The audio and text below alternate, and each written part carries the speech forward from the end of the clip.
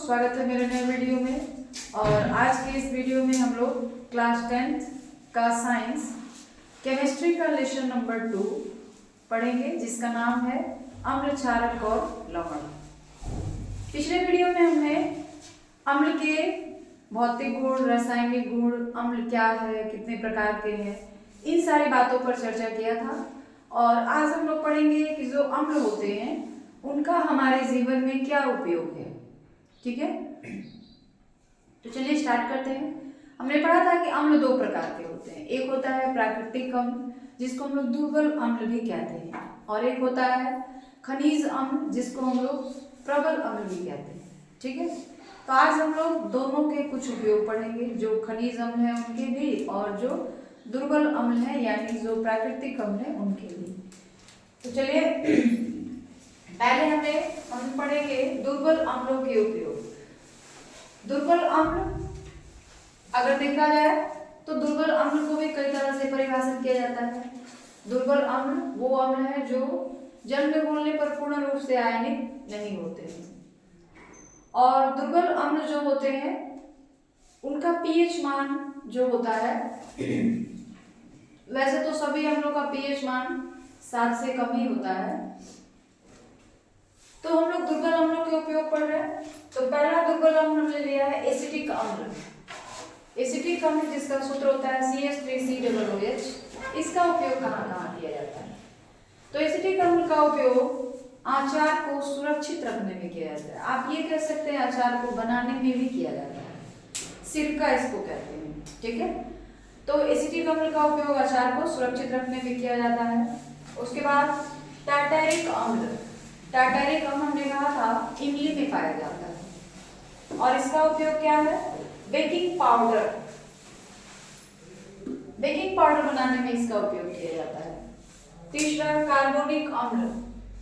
Carbonic अम्ल का सूत्र होता है H2CO3। इसका उपयोग जो शीतल पेय पदार्थ हैं, जो आप कोल्ड ड्रिंक्स, पेप्सी, ये सारी चीजें पीते हैं ना, उसमें जो होता है कार्बोनिक अम्ल का उपयोग किया जाता है। ठीक है, जब आप उसका ढक्कन खोलते हैं देखते होंगे उसमें से काफी झाग की तरह निकलता है, तो वो कार्बन डाइऑक्साइड गैस निकलता है, क्योंकि उसमें कार्बोनिक अम्ल उपस्थित होता है। ठीक है, उसके बाद हम लोग पढ़ेंगे खनिज अम्लों का उपयोग। खनिज अम्ल हमने बताया था 3 ही होते हैं मेन। पहला सल्फ्यूरिक अम्ल, फिर हाइड्रोक्लोरिक अम्ल और तीसरा नाइट्रिक अम्ल। तो इन तीनों का उपयोग क्या है वो जानेंगे। पहला है सल्फ्यूरिक अम्ल का उपयोग। सल्फ्यूरिक अम्ल का जो फॉर्मूला होता है वो होता है H2SO4। ये सल्फ्यूरिक अम्ल का फॉर्मूला है। इसका उपयोग कहाँ किया जाता है? इसका उपयोग बड़े पैमाने पर पेंट बनाने में, उर्वरक बनाने में और पेट्रोल के शुद्धिकरण में किया जाता है। पेट्रोल को जब शुद्ध किया जाता है ना, तो उस दौरान भी इस सल्फ्यूरिक अम्ल का उपयोग किया जाता है। इसका उपयोग अधिक होने के कारण इसे अम्लों का राजा भी कहा जाता है। इसका उपयोग जो है बहुत सारी बड़ी बड़ी कारखानों को, फैक्ट्रियों को चलाने में भी किया जाता है। इसका उपयोग ज्यादा होने के कारण इसको अम्लों का राजा कहा जाता है। दूसरा है नाइट्रिक अम्ल का उपयोग। नाइट्रिक अम्ल जो होता है उसका फॉर्मूला होता है HNO3। HNO3 ये नाइट्रिक अम्ल है। ठीक है, और इसका उपयोग क्या होता है? इसका भी उपयोग उर्वरक, कृत्रिम सेल, प्लास्टिक बनाने में किया जाता है। उसके बाद हाइड्रोक्लोरिक अम्ल। हाइड्रोक्लोरिक अम्ल का जो फॉर्मूला होता है वो होता है HCl, हाइड्रोक्लोरिक अम्ल। इसका उपयोग हम लोग कहाँ करते हैं? तो इसका उपयोग धातु की सतह को साफ करने में किया जाता है। इसका उपयोग चमड़े के कारखाने में किया जाता है। जो चमड़ा का कारखाना होता है ना, जिसमें जैसे आपने देखा होगा ढोलक वगैरह लोग बनाते हैं चमड़े से, तो चमड़े को साफ करने के लिए इसका उपयोग किया जाता है। ठीक है, तो ये थे दुर्बल अम्ल यानी प्राकृतिक अम्लों के उपयोग, और ये थे खनिज अम्लों के उपयोग। चाहे कोई भी अम्ल हो, दुर्बल अम्ल हो या प्रबल अम्ल हो, दोनों का उपयोग हमारे जीवन में जो है बराबर ही है। ठीक है, तो ये दोनों चीजें क्लियर हो गई। खनिज अम्लों के उपयोग क्या है और प्राकृतिक अम्लों के उपयोग क्या है। आगे बढ़ा जाए तो जल्दी से आप इसका स्क्रीनशॉट ले लीजिए, फिर हम लोग आगे के टॉपिक को पढ़ें। अब हम लोग पढ़ेंगे कि अम्लों का तनुकरण क्या होता है। देखिए, अगर अम्लों की सांद्रता जो होती है वो दो तरह से डिफाइन होती है। एक होता है तनु अम्ल और एक होता है सांद्र अम्ल। तनु अम्ल क्या होते हैं? जिसमें अम्ल की मात्रा कम होती है और जो विलायक होता है यानी पानी उसकी मात्रा अधिक होती है। और सांद्र अम्ल वो होता है जिसमें अम्ल की मात्रा अधिक होती है और पानी की मात्रा कम होती है।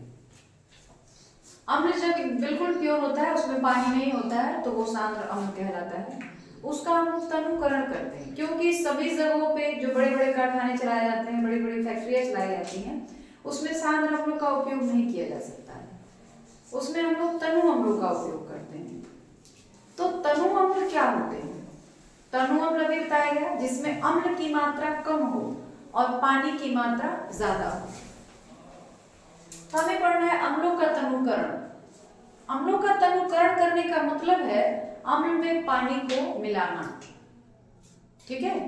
और हम लोग अम्ल में पानी क्यों मिला रहे हैं? क्योंकि जब अम्ल दुर्बल हो जाता है, जैसे हम लोग अम्लों में पानी मिलाते हैं ना, अम्ल की जो प्रबलता है वो घट जाती है, तो वो दुर्बल अम्ल बन जाता है और उसका उपयोग कारखानों में या और जगहों पे ज्यादा किया जाता है।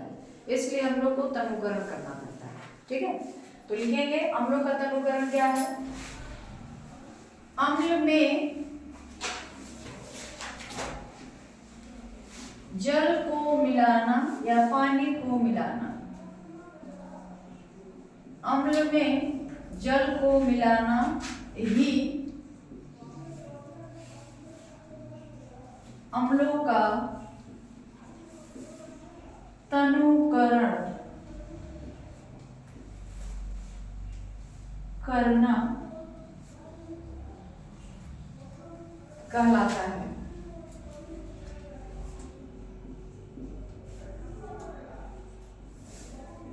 आई बात समझ में?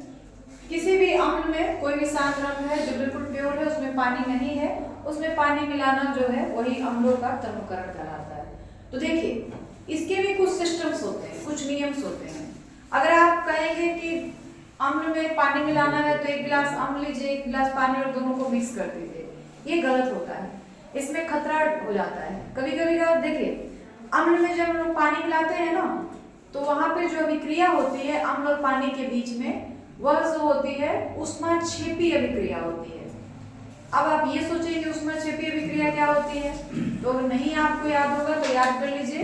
ऊष्माक्षेपी अभिक्रिया वह अभिक्रिया होती है जिसमें ऊष्मा मुक्त होती है, ऊष्मा बाहर निकलती है। जैसे चूल्हे में आप पानी मिलाते हैं तो देखिए जो बर्तन होता है ना वो गर्म हो जाता है, यानी उसमें से ऊष्मा जो हो रही है बाहर निकल रही है।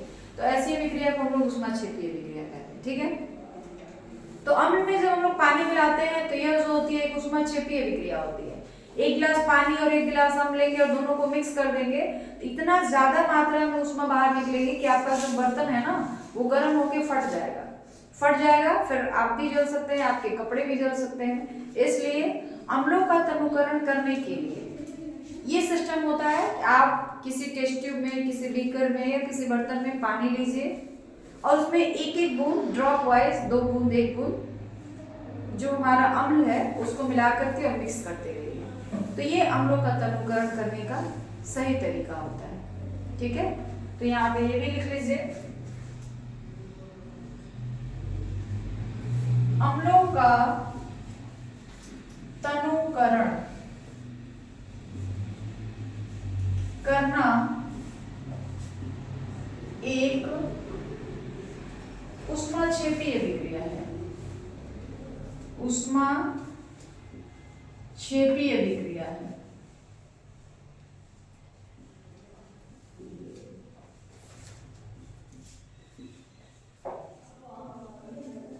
ठीक है।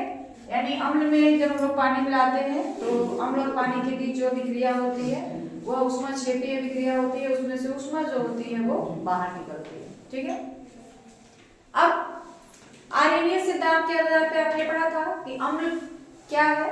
अम्ल वह पदार्थ है जिसे जल में घोलने पर हाइड्रोजन आयन बाहर निकलता है, ठीक है। जब हम लोग किसी भी अम्ल को तनुकरण करते हैं, उसमें पानी मिलाते हैं, तो अम्ल की प्रबलता जो होती है वो घटती जाती है, यानी हाइड्रोजन आयन की सांद्रता जो होती है वो कम होती जाती है।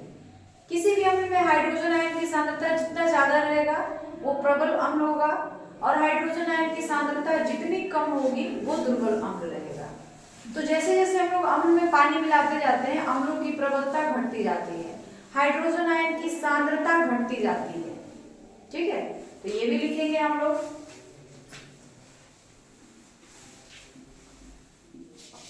अम्ल का तनुकरण करने पर अम्ल की प्रबलता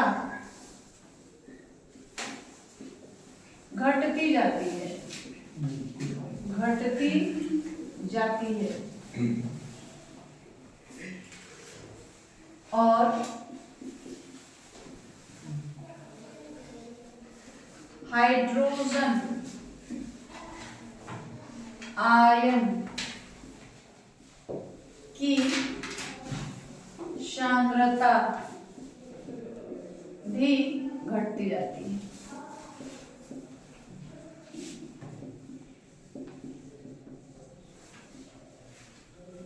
हाइड्रोजन आयन ऐसे लिखेंगे हम लोग।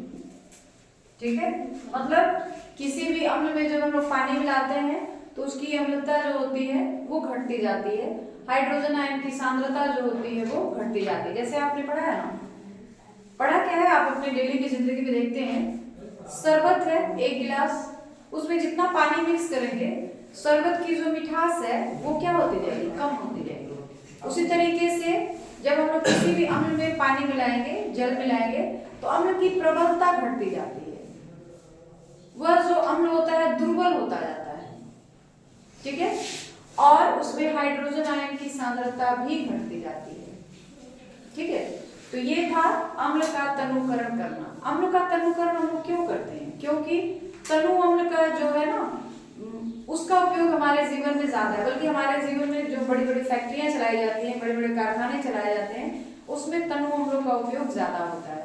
इस वजह से अम्ल को तनुकरण करना पड़ता है। ठीक है, तो ये चीज क्लियर हो गई आपको कि अम्लों का तनुकरण क्या कहलाता है। अब आज के वीडियो में हम लोग बस इतना ही जानेंगे, बाकी हम लोग कल के वीडियो में देखेंगे। और वीडियो के अंत में मैं यही कहना चाहती हूँ कि अगर आपको हमारे वीडियोज अच्छे लगते हैं तो प्लीज हमारे चैनल को सब्सक्राइब कर लें, वीडियो को जितना ज्यादा हो सके लाइक करें, शेयर करें, कमेंट जरूर करें। वीडियो के अंदर जिस तरह का भी आप सुधार चाहते हो वो कमेंट के थ्रू जरूर बताएं।